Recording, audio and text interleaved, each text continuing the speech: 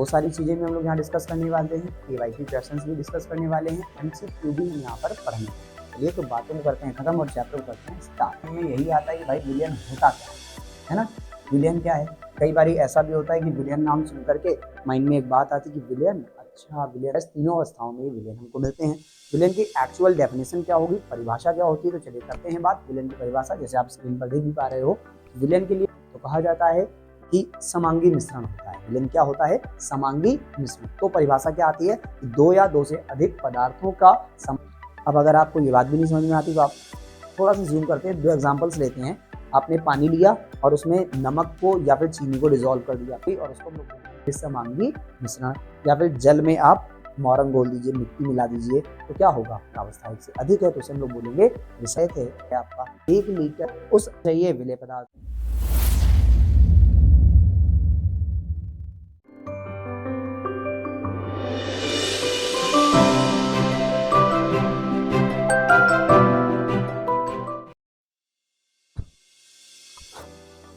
Hello, good morning students. Myself Anand Saini and your chemistry tutor. So let's start learn chemistry. Students, welcome to SBI online classes. हम start करने वाले हैं आज का अपना एक नया चैप्टर। क्रैश कोर्स के माध्यम से हम पढ़ रहे हैं, इस बोर्ड एग्जाम की तैयारी वो कर रहे हैं। चैप्टर हमारा जो आज का होने वाला है वो है मोस्ट इम्पोर्टेंट चैप्टर, केमिस्ट्री का आपका पहला चैप्टर है। चैप्टर का नाम है विलियन।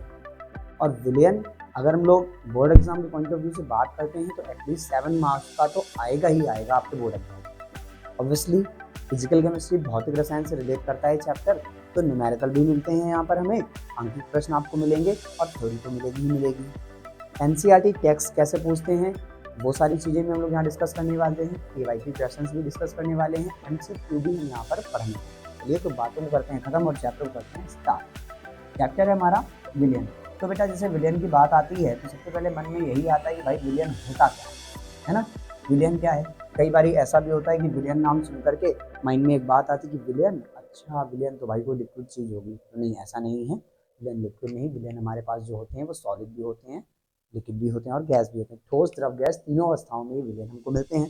विलियन की एक्चुअल डेफिनेशन क्या होगी, परिभाषा क्या होती है, तो चलिए करते हैं बात विलियन की परिभाषा। जैसे आप स्क्रीन पर देख भी पा रहे हो, विलियन के लिए वन वर्ड्स अगर आप बात करिएगा तो कहा जाता है कि समांगी मिश्रण होता है। विलियन क्या होता है, समांगी मिश्रण। तो परिभाषा क्या आती है, दो या दो से अधिक पदार्थों का समांगी मिश्रण क्या कहलाता है, विलियन कहलाता है। ठीक है, दो या दो से अधिक पदार्थों का समांगी मिश्रण विलियन कहलाता है। इसमें भी आपको बताया जाता है कि विलियन आपके बाइनरी होते हैं। बाइनरी का मतलब द्विअंगी होते हैं। तो विलियन कैसे होते हैं बेटा, द्विअंगी।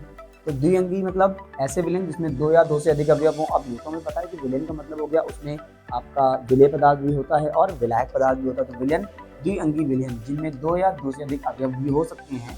तो जो अवयव अधिक मात्रा में उपस्थित होता है उसको हम लोग विलायक कहते हैं, और जो दूसरा अवयव कम मात्रा में होता है उसे हम लोग क्या बोलते हैं, विलेय बोलते हैं। सॉल्यूट प्रेजेंट होता है आपका कम मात्रा में और सॉल्वेंट आपका प्रेजेंट होता है अधिक मात्रा में। तो मात्रा के हिसाब से आप इस चीज़ को डिफाइन कर पाते हो, ठीक है ना। विलियन में जिस अवयव की मात्रा कम होती है उसे हम लोग बोलते हैं उसे हम लोग बोलते हैं विलेय पदार्थ, और जिस अवयव की मात्रा ज़्यादा होती है उसे हम लोग क्या बोलते हैं, विलायक पदार्थ बोलते हैं। आप एग्जाम्पल अपने आप से माइंड में सेट कर सकते हो। फॉर एग्जाम्पल जैसे हम लोग जानते हैं शरबत है ना, शरबत में हम लोगों ने चीनी और पानी को घोल दिया, तो चीनी और पानी का विलयन शरबत कहलाता है। अब समांगी मिश्रण है। समांगी मिश्रण का मतलब अगर आप बात करिए तो समांगी मिश्रण से मतलब होता है कि फेज वैल्यू इनकी जो होती है वो एक होती है। प्रावस्था कैसी होनी चाहिए, एक होनी चाहिए बेटा। प्रावस्था क्या हो, एक होनी चाहिए। अब अगर आपको ये बात भी नहीं समझ में आती तो आप थोड़ा सा जूम करते हैं, दो एग्जाम्पल्स लेते हैं।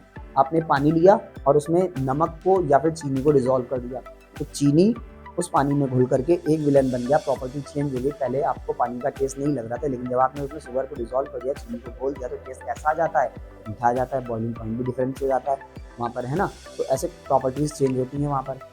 अब प्रावस्था उनकी एक है। इस बात का मतलब ये है कि आपने चीनी को जब डिजोल्व किया है तो घोलने पर क्या आपको चीनी अलग दिख रही है, पानी अलग दिख रहा है, ऐसा तो नहीं है, एक ही दिखाई पड़ रहा है। लेकिन जरा दूसरा एग्जाम्पल माइंडसेट करते हैं, आपको समझ में आएगा। आप चीनी लीजिए और उसमें ऑयल की कुछ ड्रॉप्स ऐड कर दीजिए, थोड़ा सा कुछ बूंदे तेल मिला दीजिए, तेल उसमें मिला दीजिए। तो आप जब तेल मिलाइएगा तो आप देखिए वहाँ पर प्रावस्थाएं अलग अलग हो जाती हैं। आपको ऑयल की लेयर अलग दिखाई पड़ती है और पानी अलग दिखाई पड़ता है ना। तो एग्जैक्ट ये वाली बात आती है। तो यहाँ पर हम लोग बोल रहे हैं समांगी मिश्रण, तो प्रावस्था 1 है, लेकिन जब जल और तेल का मिश्रण तो प्रावस्था 1 से अधिक हो गई और उसको हम लोग बोलते हैं विषमांगी मिश्रण। या फिर जल में आप मौरंग घोल दीजिए, मिट्टी मिला दीजिए, तो क्या होगा, प्रावस्था 1 से अधिक है तो उसे हम लोग बोलेंगे विषमांगी मिश्रण। ओके, चलिए बात करते हैं कुछ और अच्छे आपको पॉइंट्स बताए जा रहे हैं। विलय पदार्थ के बारे में भी आपने जान लिया, विलायक के बारे में भी आप जान लिया है। चलिए नेक्स्ट नोट पॉइंट की तरफ बढ़ते हैं। हम लोगों को बताया जा रहा है कि अवयवों की मात्रा के आधार पर जो विलयन होता है वो तनु और सांद्र विलयन होते हैं, संतृप्त और असंतृप्त विलयन होते हैं। जल्दी से डिस्कस कर लेते हैं। तनु विलयन क्या होते हैं, सांद्र विलयन क्या होते हैं। बेटा तनु विलयन जहाँ पर विलायक की मात्रा अपेक्षाकृत अधिक होती है वो हमारा तनु विलयन होता है, और जब विलायक की मात्रा अपेक्षाकृत कम होती है तो विलयन हमारा कैसा होता है, सांद्र होता है। तो सांद्र से हम लोग तनु बना पाते हैं। सांद्र विलयन हमारे पास होते हैं, उसमें हम वाटर ऐड करते हैं तो विलयन को तनु कर लिया जाता है। जैसे आप लैब में जाते हो, रिएक्शंस में देखते हो, आपको लिखा हुआ मिलता है सांद्र HCl, तनु HCl, अलग अलग रिएक्शंस होती है ना उनकी, एग्जैक्ट वो वाला पॉइंट है। ठीक है, चलिए बात करते हैं यहाँ पर संतृप्त और असंतृप्त विलयन की। अब ये संतृप्त विलयन क्या होता है और असंतृप्त विलयन क्या होता है। बेटा संतृप्त और असंतृप्त दोनों ही कंडीशन में हमको बात करनी होती है। इससे पहले टॉपिक आपका आता है विलेयता। तो विलेयता के आधार पर यहाँ पर बोला जाता है कि जो विलयन होता है वो दो टाइप का है, संतृप्त और असंतृप्त। विलेयता क्या है जरा उसे भी समझ लेते हैं। तो विलेयता कहा जाता है कि किसी 100 ग्राम विलायक में उपस्थित विलेय की जो मात्रा है, अधिक से अधिक मात्रा, उसको हम लोग क्या बोलते हैं, विलेयता बोलते हैं। तो आप स्थिर रहना चाहिए। आप 100 ग्राम विलायक ले लीजिए और उसमें किसी विलेय पदार्थ को घोलना स्टार्ट करिए। सपोज हम बात करते हैं, आपने पानी ले लिया, 100 ग्राम विलायक आपने लिया और उसमें चीनी घोलना स्टार्ट किया। अब टेम्परेचर चेंज नहीं करना है, विलायक की मात्रा आपको नहीं बढ़ानी घटानी है, एग्जैक्ट आपको वही वैल्यू रखनी है, और इसके बाद में आप डिजोल्व करना स्टार्ट करिए।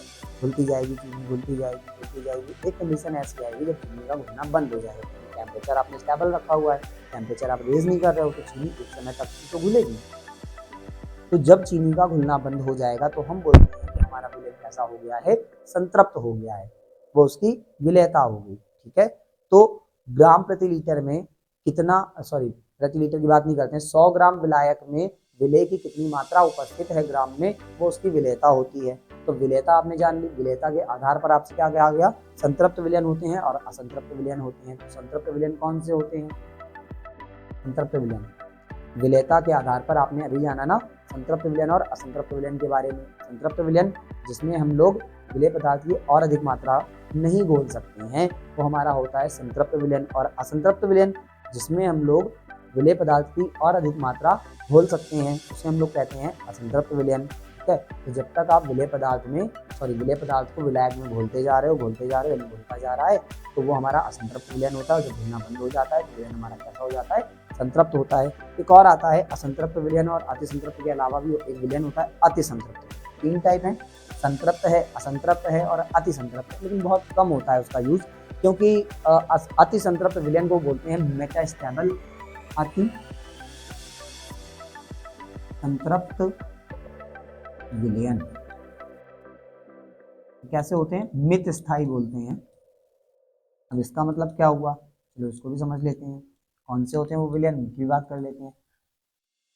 मित स्थायी का मतलब बेटा ये हो गया कि कुछ विलयन ऐसे होते हैं जिनमें आप विलेय पदार्थ की और अधिक मात्रा ऐड कर सकते हो। सपोज ग्लोबल सॉल्ट होता है आपके पास में Na2SO4 × 10H2। अब इसमें अगर हम घोलना चाहेंगे तो Na2SO4 और डिजोल्व कर सकते हैं। इसकी विलेयता से ज़्यादा, संतृप्तता से ज़्यादा हम लोग Na2SO4 को घोल लेते हैं। क्यों, क्योंकि यहाँ पर ये जो क्रिस्टलाइन जल के अणु उपस्थित हैं, इसमें ही Na2SO4 अलग से जो हम ऐड कर रहे हैं वो घुलता जाता है, ज़्यादा घुल जाता है। लेकिन एक कंडीशन आती है, आफ्टर सम टाइम, जब आप इसको रख देते हैं सॉल्यूशन को घुलने के बाद में, तो आप देखोगे आफ्टर सम टाइम वो जो एक्स्ट्रा अमाउंट आपने ऐड किया हुआ था, जो विलेयता से ज़्यादा था, वो अलग हो जाएगा और विलयन फिर से संतृप्त हो जाता है। इसलिए इस विलयन को हम क्या बोलते हैं, नित स्थायी होते हैं। थोड़ी देर बाद ही फिर से संतृप्त विलयन में परिवर्तित हो जाते हैं। ओके, आई होप आपको समझ में आ रहा होगा। तो चलिए, इसीलिए बात की गई अति संतृप्त विलयन, संतृप्त विलयन और असंतृप्त विलयन की। बिल्कुल याद रखिएगा, विलेयता के आधार पर 3 प्रकार के विलयन हैं, संतृप्त, असंतृप्त और अति संतृप्त विलयन। चलो बेटा आगे बढ़ते हैं, कुछ और पॉइंट के हम लोग डिस्कस करने वाले हैं। क्या कहा जा रहा है, कह रहे हैं कि विलायकों की भौतिक प्रावस्था के आधार पर जो विलयन आपको मिलते हैं वो हैं ठोस विलयन, द्रव विलयन और गैस विलयन। अब ये तो आपने क्लास 9th में ही डिस्कस कर लेते हैं बच्चे, बल्कि अभी तो और जल्दी आपको टॉपिक मिल जाता है। ठोस, द्रव, गैस के आधार पर आपको विलयन तीन टाइप के मिलते हैं। ठीक है, ठोस, द्रव और गैस के आधार पर कैसे मिलते हैं? ठोस विलयन, द्रव विलयन, गैस विलयन। आपने पढ़ा होगा ठोस का ठोस में, सॉलिड इनटू सॉलिड, ठोस का द्रव में और ठोस का गैस में विलयन। ऐसे ही द्रव में आपने क्या पढ़ा? द्रव का द्रव में, द्रव का ठोस में और द्रव का गैस में विलयन। ठीक है, सेम थिंग आपको ऐसे मिलता है क्या? गैस का गैस में विलयन, गैस का द्रव में विलयन और गैस का सॉलिड यानी कि ठोस में विलयन। तो ऐसे आपको इन सभी के एग्जाम्पल्स मिलते हैं। अच्छा, एक एग्जाम्पल जरूर हम डिस्कस कर लेते हैं कि ये पॉइंट आपको जरूर डिस्कस कर लेते हैं, देख लेते हैं। ठोस का ठोस में कौन सा विलयन होता है? क्या आपने अपने आसपास कुछ ऐसी चीज देखी कि ठोस को ठोस में मिला दिया गया हो और हम उसको विलयन बोल रहे हैं? याद करिए, आपको याद आएगा, समझ में आएगा। यस एग्जैक्टली, हम लोग यहाँ पर बात करते हैं, जो हमारे पास में एग्जाम्पल होते हैं अलॉयज। अलॉयज मतलब मिश्र धातु। अब आप कहोगे सर अभी भी थोड़ा कम समझ में आया, तो भैया मिश्र धातु एक एग्जाम्पल आपके पास आता है पीतल। सब लोग जानते हैं, मंदिर में घंटी तो सभी ने बजाई होगी, है ना? तो पीतल की बात कर रहे हैं, कॉपर प्लस जिंक। अब आप बताओ, दोनों सॉलिड ही तो होते हैं, क्या आपको उसमें अलग अलग दिखाई पड़ता है ये कॉपर है और ये जिंक है? नहीं है ना, समांगी मिश्रण है। एग्जैक्टली हम लोग देखते हैं लिक्विड का लिक्विड की तो सभी जानते हैं, लिक्विड का लिक्विड में विलयन, एल्कोहल और वाटर आप ऐड करते हो, है ना? तो वो विलयन हमारे पास में हो गया। नेक्स्ट हम लोग देख लेते हैं गैस, और गैस भी बड़ा पॉपुलर रहा है। तो गैस और गैस कोई मिश्रण आपके पास, कोई एक ऐसा विलयन जिसमें गैस को गैस में ही डिजोल्व कर दिया गया हो। बहुत सारी चीज़ें हमारे आसपास हैं, लेकिन एक सबसे बेस्ट एग्जांपल जो दिया जाता है वो है वायु, एयर, है ना? एयर किसका मिश्रण है? गैस में गैस का समांगी मिश्रण हो गया, इसलिए हम उसको विलयन बोलेंगे, तो गैसी विलयन हो गया। अब आप कहोगे सर एग्जाम्पल बताइए, तो बेटा गैस में सबसे ज़्यादा क्या होता है? नाइट्रोजन 70% होती है, और फिर आप देखो उसमें बाकी और गैसें डिजोल्व होती हैं, सब मिक्सड होती हैं ना एक साथ में। कौन कौन सी? नाइट्रोजन के साथ उसमें क्या क्या मिलता है? ऑक्सीजन है, हाइड्रोजन है, कार्बन डाइऑक्साइड है, कार्बन मोनोऑक्साइड है, सल्फर डाइऑक्साइड है, सल्फर ट्राइऑक्साइड है, वेरियस टाइप की इनर्ट गैसेज में बहुत सारी गैसेज प्रेजेंट है ना। तो वायु क्या है हमारे लिए? एक गैसीय विलयन। ओके, चलो आगे बढ़ते हैं, नेक्स्ट टॉपिक की तरफ बात करेंगे कुछ और चीज़ों की। बहुत इंपॉर्टेंट टॉपिक आपके क्लास 12 के लिए, विलयन की सांद्रता।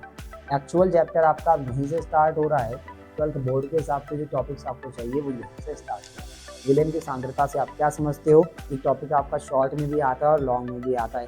चलिए सुन लीजिए शॉर्ट आंसर जब आपको मिलेगा तो क्या मिलने वाला है। लघु उत्तरी में जब आपको मिलेगा तो किसी एक चीज के बारे में पूछ रहे होंगे, वो कहेंगे कि मोललता की या मोलरता की परिभाषा आप मुझे बता दीजिए, या फिर मोल प्रभाज की परिभाषा आप मुझे बता दीजिए। इन पर बेस्ड कोई आपसे न्यूमेरिकल पूछ लेंगे, तब बेटा आपको ये 2 मार्क्स का क्वेश्चन मिलेगा। कुछ नहीं पूछेंगे तो आपको इन्हीं से रिलेटेड मल्टीपल में कोई क्वेश्चन पूछ लिया जाता है। 1 नंबर का क्वेश्चन हो गया वो आपका। अगर ये नहीं आता है तो लॉन्ग में कैसे आता है? अब जब ये क्वेश्चन लॉन्ग में आएगा ना, इसको जरूर आप समझ लें, ये बड़ा इंपॉर्टेंट पॉइंट है, लॉन्ग में पूछा गया है, पूछ भी सकते हैं।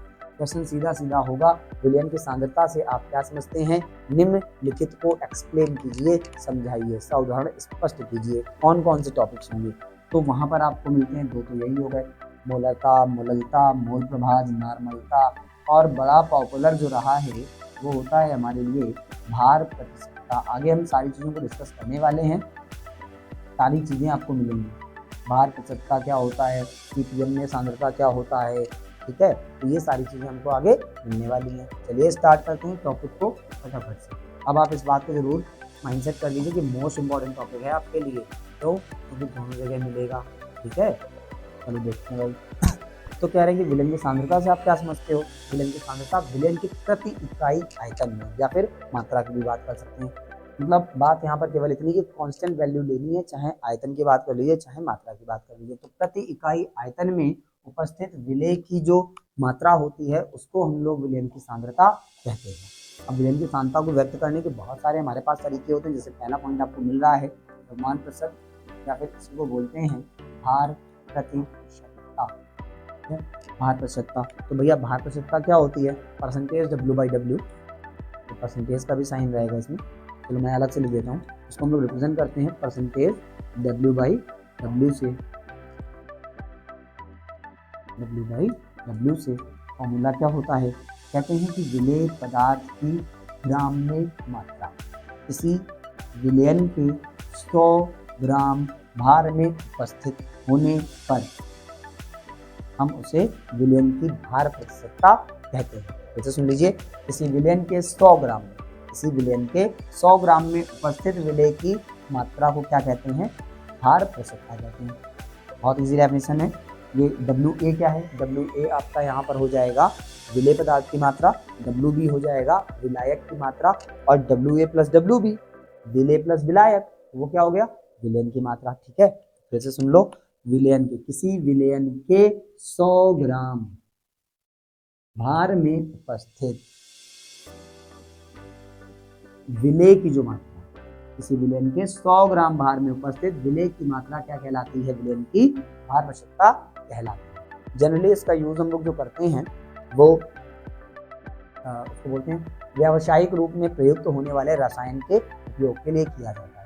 बिजनेस पर्पज से जो भी हम लोगों को सॉल्यूशंस मिलते हैं वहाँ पर आपको अमाउंट सॉल्यूशंस का, केमिकल्स का ऐसे ही दिया जाता है। ठीक है, चलिए नेक्स्ट टॉपिक की तरफ बढ़ेंगे। सेम टॉपिक आपको मिलेगा, अभी आपने पढ़ा भार प्रतिशतता, एक और टॉपिक हमारे पास होगा आयतन प्रतिशतता, बिल्कुल सेम रहने वाला है, एज इट इज आप उसे भी देखोगे। चलिए शुरू करते हैं। आयतन प्रतिशतता क्या होगा? तो बेटा आयतन प्रतिशतता भी एग्जैक्ट आपका सेम टॉपिक है। वहाँ हम लोग भार की बात कर रहे थे, यहाँ हम लोग आयतन के टर्म्स में वही चीजें बोलेंगे बस। ठीक है, तो देखते हैं जरा आयतन प्रतिशतता। परसेंटेज V/V हो जाएगा, तो W/V था, ये क्या हो जाएगा? W/W का ये परसेंटेज V/V हो जाएगा। ठीक है, फॉर्मूला क्या होगा? VA प्लस VB, और यहाँ पर बात करेंगे हम लोग ml में। इसमें बात करेंगे, V मतलब तो आयतन होता है ना, तो हम लोग यहाँ बात करते हैं ml में। अब ये VA क्या है? VA विलेय का आयतन और VB विलायक का आयतन। विलेय प्लस विलायक, विलयन का आयतन कितनी मात्रा लेंगे? 100 ml विलयन में उपस्थित, 100 ml विलयन में उपस्थित विलेय का जो आयतन होता है ml में, उसको हम क्या कहते हैं? आयतन प्रतिशतता कहते हैं। ठीक है ना बेटा, बहुत इजी डेफिनेशन है, बिल्कुल ध्यान से सुनिएगा। छोटी छोटी चीजें हैं, आपको बिल्कुल समझ में आएंगी। आयतन प्रतिशतता क्या होता है? तो कह रहे हैं कि 100 ml आयतन में उपस्थित, 100 ml आयतन में उपस्थित विलयन का, विलेय का जो आयतन है उसे हम आयतन प्रतिशतता कहते हैं। ठीक, इसका यूज भी वही है, व्यावसायिक रूप में प्रयुक्त होने वाले रसायन के लिए हम लोग सामान्यतः प्रदर्शित करते हैं। नेक्स्ट चलिए हम लोग बात करते हैं परसेंटेज W/V की। ये तो बड़ा इजी हो गया, जनरली बोलते हैं ग्राम प्रति लीटर में सांद्रता, है ना। लेकिन बस हमें इस बार ही यहाँ पर जो बात करनी होती है प्रति लीटर, इसलिए नहीं क्योंकि परसेंटेज मिल रहा है, W/V मिल रहा है। आयतन प्रतिशतता की बात कर रहे हैं, यहाँ पर भार आयतन प्रतिशतता बोलते हैं इसको। चलिए हिंदी में क्या बोलते हैं वो भी समझ लें आप इसे। भार आयतन प्रतिशतता क्या बोलेंगे बताएं आप। अभी तक आप समझ गए होंगे डेफिनेशन क्या होनी चाहिए इसकी। Yes, WA/V of A plus B, मतलब ये कि किसी विलयन के 100 ml आयतन में उपस्थित, विलयन के फॉर्मूले में साथ में देता जा रहा हूँ, इन फॉर्मूले का यूज न्यूमेरिकल में करेंगे। किसी विलयन के 100 ml आयतन में उपस्थित विलेय की ग्राम में मात्रा। चलिए इस परिभाषा को मैं लिख भी देता हूँ आपके लिए। क्या बोलेंगे? किसी विलयन के 100 ml आयतन में उपस्थित विलेय की ग्राम में मात्रा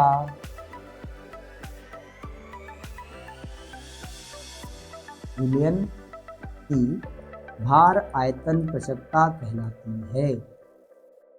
भार आयतन प्रतिशतता कहलाती है। ठीक है, इसे परसेंटेज W/V से प्रदर्शित करते हैं। इजी है ना, बहुत इजी है, बिल्कुल ध्यान से आप सुनते रहिएगा। दोनों टॉपिक हमारे ये भी हो गए हैं। हम लोग बात करते हैं अंश प्रति मिलियन के बारे में, मतलब इसको हम लोग ऐसे भी बोलते हैं ppm में सांद्रता। ppm में सांद्रता, तो ppm में सांद्रता क्या होती है? बहुत इजी टॉपिक है और सच बताऊं तो बहुत इंपॉर्टेंट टॉपिक है आपका, बिल्कुल आप इसे ध्यान से सुनिएगा। ppm में सांद्रता क्या है? चलो भाई देखते हैं ppm में सांद्रता। एग्जैक्ट सेम जो हम लोगों ने भार आयतन प्रसिद्धता की बात की थी, भार प्रसिद्धता वाली एग्जैक्ट वही है। यहाँ पर हम बोलते हैं परसेंटेज W/W जो था ना, उसको हम लोग बोलते हैं W/W इन pp। तो शॉर्ट में आप इसको ऐसे लिखते हो इन ppm। फॉर्मूला देखते हैं, WA of WA plus WB into 10⁶ 10⁶ बेटा ppm, m मतलब पर मिलियन की बात हो रही, पार्ट्स पर मिलियन। पहले तो ppm का फुल फॉर्म भी आप सुन लीजिएगा, यहाँ लिख दूं, चलिए यहाँ लिखता हूँ मैं, पार्ट्स पर मिलियन। तो पार्ट्स पर मिलियन का मतलब क्या है? 10 लाख है ना, 10 लाख मतलब 10⁶। तो अब आपको परिभाषा समझ में आती है। हम लोग सभी जगह 100 से मल्टीप्लाई कर रहे थे, तो हम लोग बोल रहे थे 100 ग्राम में उपस्थित। अब क्या बोलेंगे? अब बोलेंगे किसी भी विलयन के 10 लाख भार में उपस्थित विलय की भार में मात्रा, वो क्या कहलाएगी? ppm में सांद्रता कहलाएगी।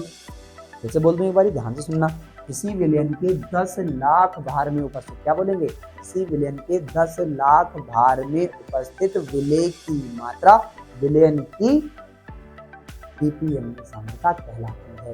यूज सुनो इसका उपयोग हम लोग वायु प्रदूषण, जल प्रदूषण के लिए करते हैं, ठीक है। जहाँ पर हम ये कह सकते हैं कि एक बहुत बड़े अमाउंट में विलय की छोटी सी मात्रा उपस्थित है, तो हम लोग जितने भी प्रदूषक की बात करते हैं तो इसमें ही काउंट की जा सकती है, ठीक है। एक और ऐसे टर्म आपको मिलता है, वहाँ पे पार्ट्स पर बिलियन हो जाता है, बिलियन 10⁹ हो जाता है, सिंपल है ना। चलिए तो मैं यहाँ पर इसका यूज लिख देता हूँ।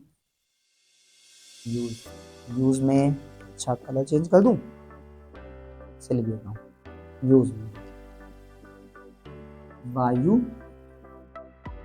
प्रदूषण या जल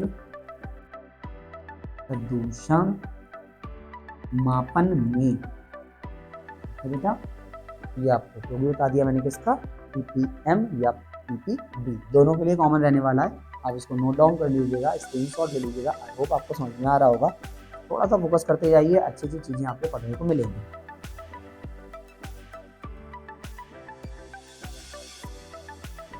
नेक्स्ट टॉपिक देखिए, मैंने अभी आपसे कहा था ppb हमें फिर से मिल गया है। और अब आपके लिए कुछ वो मोस्ट इम्पॉर्टेंट टॉपिक जो हमेशा हम लोग डिस्कस करते रहते हैं, आई विश आपको याद भी हो गए होंगे अब तक, तो क्योंकि बोर्ड एग्जाम पास आ गया है, अच्छा हमेशा आपको तैयार कराते ही रहते हैं। चलिए देखते हैं मेरा कौन कौन से टॉपिक हैं, बड़े पॉपुलर टॉपिक है ना, मोलरता, मोलरता, नॉर्मलता, मोल प्रभाव। तो चलो मोलरता से करते हैं स्टार्ट। मोलरता क्या होती है? मोलरता को हम लोग कैपिटल M से प्रदर्शित करते हैं। फॉर्मूले की बात करते हैं तो फॉर्मूला होता है W/m' V, और W होगा आपका ग्राम में और V होगा आपका लीटर में। अब W/m' की अगर आप बात करिएगा, ये होता है नंबर ऑफ मोल्स। तो एक और फॉर्मूला आपको जो डिफाइन करने के लिए आता है वो N/V मिलता है। N क्या हो गया? विलय के मोल हो गए, है ना, और V क्या हो गया? आयतन हो गया, और ये आयतन किसमें लेना है? सॉरी, लीटर में यूज करते हैं। चलो डिफाइन कर देते हैं, क्या है परिभाषा? किसी विलयन के 1 लीटर आयतन में उपस्थित विलय पदार्थ के मोलों की संख्या क्या कहलाती है? मोलरता कहलाती है। इजी, जैसे एक बार सुन लीजिए, क्या बोलेंगे? किसी विलयन के 1 लीटर आयतन में उपस्थित विलय के कुल मोलों की संख्या विलयन की मोलरता कहलाती है। इसे कैपिटल M से प्रदर्शित करते हैं। चलिए आगे बढ़ते हैं, एक और टॉपिक की बात करते हैं, नॉर्मेलिटी भी डिस्कस कर लेते हैं साथ में, कैसा है बिल्कुल ध्यान रखना है आपको। यहाँ पर हम लोग बात करते हैं विलय के मोल की। लिख देता हूँ, थोड़ा और सेंटेंस आपके लिए अच्छा हो जाएगा। विलय के मोल, नॉर्मलता W/E होता है यहाँ पर, V जैसा था वैसा ही रहेगा, ये तो ग्राम में ही लेना है आपको, ठीक है। और देखो फिर ये क्या होता है, ये एक नई चीज़ आपको मिल गई ना। चलो यहाँ से भी एक फॉर्मूला हमको मिलता है, क्या फॉर्मूला मिलेगा?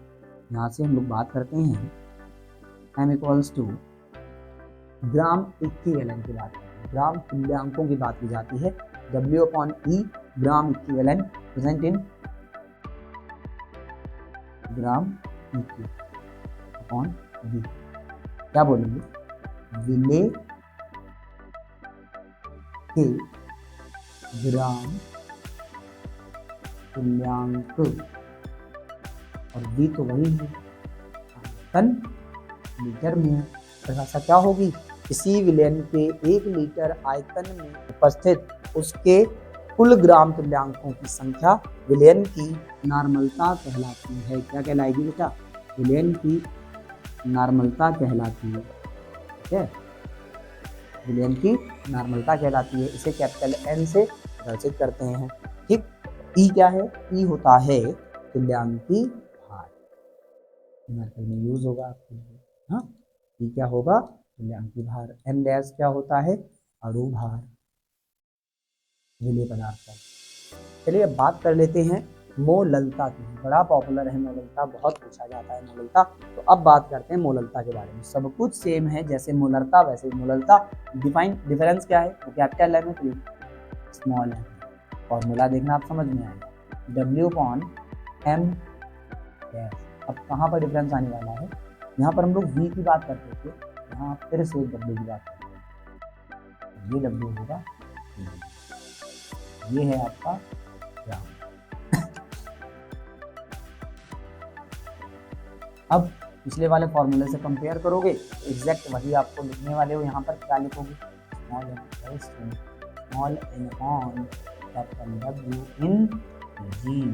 देखो स्मॉल n तो वही विलेय का मोल हो गया, लेकिन अब ये कैपिटल W क्या है? कैपिटल W बेटा, ये कैपिटल W है विलायक की मात्रा, इसमें किलोग्राम। ठीक है, देखो तब क्या लिखेंगे इसको हम लोग?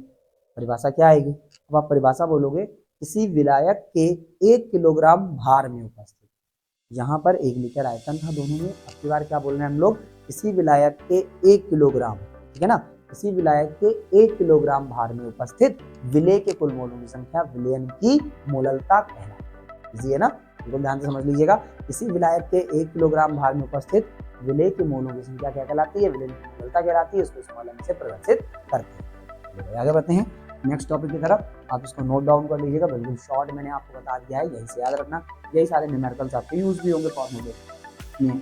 ठीक, चलिए बढ़ेंगे आगे नेक्स्ट टॉपिक की तरफ।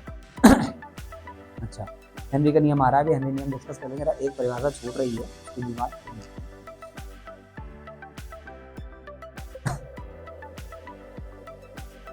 एक परिभाषा छूट रही है, उसको देखते हैं। टॉपिक है हमारा मोल प्रभाज, या फिर इसी को बोलते हैं मोल अंश। क्या होता है मोल अंश? इसको हम लोग जनरली एक्स से रिप्रेजेंट करते हैं, कई जगह पर इसको काई भी बोलते हैं। एक्स से रिप्रेजेंट करते हैं, वहां पर कहते हैं विलेय का मोल है, तो विलेय के मोल अपॉन विलयन के कुल मोल। मैं लिख देता हूँ यहाँ पर एक्स ऑफ, हिंदी में लिख दी सॉल्यूट। सॉल्यूट मतलब विलेय, किसका है? विलेय।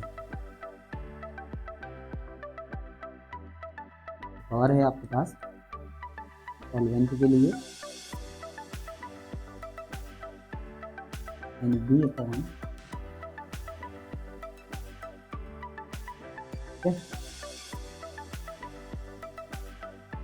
और आपका दूसरा फार्मूला। तो 2 फार्मूले आपको मिल रहे हैं, फिर इनको समझते हैं क्या कहा जाए। विलेय और विलायक दोनों के मोल प्रभाज क्या होंगे? आप जो जनरल देख पा रहे हो, आपको एक चीज़ समझ में आ रही है कि हमें जिसका भी मोल प्रभाज निकालना है, हम जैसे विलेय का मोल प्रभाज ज्ञात कर रहे हैं तो विलेय के मोल को टोटल मोल से डिवाइड कर रहे हैं। अगर हम विलायक का मोल प्रभाज निकाल रहे हैं तो विलायक के मोल को टोटल मोल से डिवाइड कर रहे हैं। तो आप इसको क्या कहोगे, कैसे समझाओगे? तब आपको यहाँ पर जो परिभाषा बतानी होती है कि मोल प्रभाज की एक्चुअल परिभाषा क्या होती है, तो आप बोलोगे कि किसी विलयन में उपस्थित किसी अवयव का मोल प्रभाज, विलयन में उपस्थित किसी अवयव का मोल प्रभाज क्या होगा, उसके लिए आप कहोगे कि किसी अवयव के किसी विलयन के कुल मोल में उपस्थित, किसी विलयन के कुल मोल में उपस्थित अवयव के मोलों को उस अवयव का मोल भाज कहते हैं। आप ऐसे समझो, ये टोटल मोल है ना, उस टोटल मोल में कौन प्रेजेंट है, Na, मतलब विलय, तो बोल दिया विलय का मोल भाज। ये टोटल मोल में कौन प्रेजेंट है, Nb, तो आप बोल दोगे विलायक का मोल भाज। तो परिभाषा क्या बनती है, किसी विलयन के कुल मोल में उपस्थित अवयव के मोलों की संख्या उस अवयव का मोल विभाज्य कहलाती है। अवयव से मतलब क्या है, विलयन के दो अवयव होते हैं, विलय या फिर विलायक। तो बहुत ईजी है, चलो मैं लिख भी देता हूँ फिर भी आपके लिए। क्या बोलेंगे आप, किसी विलयन के कुल मोल में उपस्थित अवयव के कुल मोलों की संख्या उस अवयव का मोल विभाज्य कहलाती है।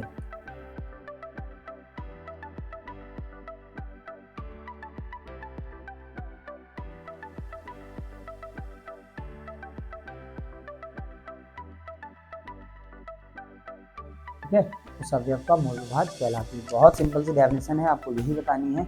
हाँ, एक डेफिनेशन आपको नहीं लिखनी होती है, तो जनरली बच्चे बोल देते हैं अनुपात वाली। क्या बोलते हैं, विलय के मोल तथा विलयन के कुल मोलों के अनुपात को विलय का मोल विभाज्य कहते हैं, विलायक के मोल तथा विलयन के कुल मोलों के अनुपात को विलायक का मोल विभाज्य कहते हैं। ये आपको नहीं बोलना, गलत गंदी डेफिनेशन होती है। अनुपात क्या होता है, तो मैथ्स में पढ़ते हैं ना, ये डिफाइन नहीं करना है आपको। डिफाइन डेफिनेशन का मतलब होता है कि हम जो सेंटेंसेस बोल रहे हैं, हम जो वर्ड्स बोल रहे हैं, उनका एक्चुअल कोई मीनिंग निकलता है। वो एक बहुत बड़ी टॉपिक को डिफाइन कर रहे होते हैं, परिभाषा है ना, एक सधे हुए शब्दों में कही गई अपनी बात जो एक बहुत बड़े टॉपिक को डिफाइन करती है, वो परिभाषा होती है ना। तो ये अनुपात वाली आप नहीं बोलोगे, एग्जैक्ट डेफिनेशन आपके सामने ये बताई गई है, आपको यही ठीक है। ये बहुत ध्यान से आप समझ लीजिए, किसी विलयन के कुल मोल में उपस्थित किसी अवयव के मोलों की संख्या उस अवयव का मोल विभाज्य कहलाती है। मैं एक वर्ड आपके लिए और लिख देता हूँ, चलिए यहाँ पर किसी लिखूँ, ठीक, किसी कोई भी हो सकता है, हालांकि मैंने लिख दिया था, उस अवयव का मोल विभाज्य कहलाता है। ओके, आप स्क्रीनशॉट ले लीजिए, आप चाहो तो इसको नोट डाउन भी कर लीजिए। आगे बढ़ते हैं। नेक्स्ट मोस्ट इंपॉर्टेंट टॉपिक है भैया, हेनरी का नियम क्या होता है। इनसे रिलेटेड न्यूमेरिकल तो आपको मिलेंगे ही मिलेंगे। हेनरी का नियम क्या है, उपयोग क्या है, कुछ ही आती है। चलो, तो हेनरी का नियम क्या है, हेनरी के नियम के लिए कहते हैं कि स्थिर ताप पर किसी भी गैस की वेपर फेज में वाष्प अवस्था में जो आंशिक दाब होता है वो उस गैस के मोल प्रभाव के समानुपाती है। ठीक है, गैस की वाष्प अवस्था की बात कर रहे हैं। वाष्प अवस्था में जो आंशिक दाब है, आंशिक दाब का मतलब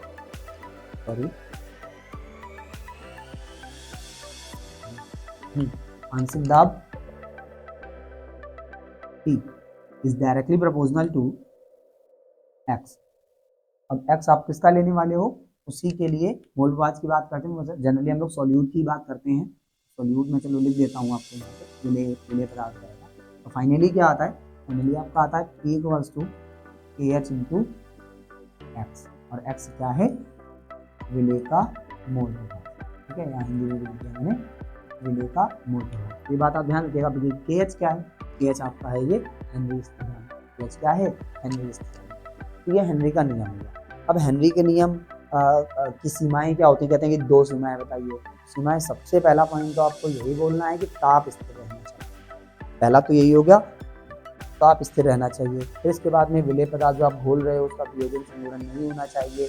और फिर इसके बाद में आपसे पूछते हैं अलग से कि भाई मेरे को ये बताओ इसका उपयोग क्या है। उपयोग भी बड़ा पॉपुलर है, बहुत पूछा जाता है उपयोग। तो उपयोग क्या है, तो उपयोग पूछा जाता है। हम लोग इनको क्वेश्चन वाइज पढ़ेंगे, जैसे मैं आपको एक दो क्वेश्चन अगर बता भी दूँ, अभी आप जनरल डिस्कस कर लेते हैं और बाकी आपको क्वेश्चन वाइज मिलेगा। वहाँ पर आपको बहुत बारी आपने क्वेश्चन सुना हुआ है कि जो कोल्ड ड्रिंक की बॉटल्स होती हैं, सॉफ्ट ड्रिंक की बॉटल होती हैं, उनको उच्च दाब पर बंद किया जाता है, क्यों। गोताखोर अपने साथ में ऑक्सीजन का सिलेंडर लेकर के जाते हैं, क्यों, है ना, और उस सिलेंडर में क्या क्या भरा होता है ये भी पूछते हैं। कहते हैं वायुयान के टायरों में जो हवा भरी जाती है वो भी उच्च दाब पर भरी जाती है, उसमें कौन सी गैस होती है। इस तरीके से क्वेश्चंस आपके पास में अराइज होते हैं, एनसीईआरटी उनको डिस्कस करेंगे आगे। अभी हम लोग टॉपिक पर चलो कुछ चीज़ें आपको और बताई गई है हेनरी के बारे में। क्या रहेंगे, अगर हम लोग गैस के मोल प्रभाज को उसकी विलेयता मान लेते हैं तो हेनरी के नियमानुसार स्थिर ताप पर किसी भी गैस की द्रव में विलेयता गैस के आंशिक दाब के समानुपाती होती है। सामान्यतः ताप में वृद्धि होने के साथ साथ विलेयता घटती जाती है। तो भैया विलेयता घटती जाती है, इसीलिए आपको कंडीशन क्या बता गई, भैया ताप कैसा होना चाहिए बेटा, ताप स्थिर होना। बहुत बड़ी कंडीशन है, बिल्कुल आपको ध्यान रखना है, मस्त है। ताप कैसा होना चाहिए, स्थिर होना चाहिए। फॉर्मूला मैंने आपको बता ही दिया है। ठीक है, आगे बढ़ेंगे, कुछ और टॉपिक को डिस्कस करेंगे हम लोग। फिर से एक नया नियम हमारे पास में आएगा, मोस्ट इम्पॉर्टेंट है, बहुत तो न्यूमेरिकल आते ही आते हैं, है ना। तो इसकी तो बात हम लोग जरूर करेंगे, बिल्कुल भी नहीं छूटेगा। और ये भी क्वेश्चन वैसे ही आता है कि राउल के नियम से आप क्या समझते हैं, राउल के नियम की दो सीमाएं लिख दीजिए, इनके दो अनुप्रयोग बता दीजिए। कुछ नहीं पूछते तो राउल पर बेस्ड न्यूमेरिकल तो पूछते ही पूछते। चलो भाई, राउल का नियम क्या होता है, तो राउल का नियम बहुत सरल है। तो पहले आप फॉर्मूला देखिए, ये आपको मिलता है P not minus P S upon P not equals to N upon N A plus P. अब आपको इससे कुछ याद आ जाएगा, ये आपको जो लिखा है किसका है, ये है बिल्ली का मोल प्रभाज। क्या है ये, बिल्ली का मोल प्रभाज। तो आपको पता चल गया। अब जरा इसको भी समझ लो, पी नॉट क्या होता है, पी नॉट होता है प्रारंभिक वाष्प दाब, पी एस क्या होता है, पी एस होता है अंतिम वाष्प दाब, P not minus P S क्या होता है, ये होता है वाष्प दाब में अवनमन। क्या होता है, वाष्प दाब में अवनमन। मैं ऊपर वाली लाइन पूरी लिख रहा हूँ, उसको क्या बोलेंगे आप, वाष्प दाब में अवनमन, कमी कितनी है। लेकिन जब उसको पी नॉट से डिवाइड कर रहे हैं तब वो क्या है, तब वो है वाष्प दाब में आपेक्षिक अवनमन। अब ये पूरा क्या है, ये पूरे को बोलते हैं वाष्प दाब में आपेक्षिक अवनमन। देखो राउल का नियम याद हो गया, वाष्प दाब का आपेक्षिक अवनमन विलेय के मोल प्रभाज के बराबर होता है। कम हो गया, ठीक है, क्या बोलिएगा, वाष्प दाब का आपेक्षिक अवनमन विलेय के मोल प्रभाज के बराबर होता है। राउल का नियम, ताप स्थिर होना चाहिए, विलेय पदार्थ का वियोजन